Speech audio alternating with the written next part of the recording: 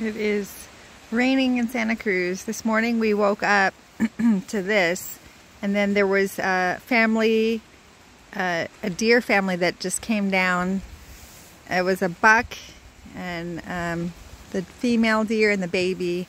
It was so cute. A beautiful family,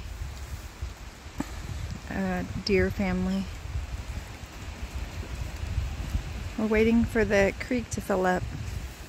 3 days of rain, maybe that'll do it. Welcome to Santa Cruz. There's our bedroom. We have our own deck in the bedroom, which we haven't even really been out. Wow. Storm is here. Look at those trees. Oh no.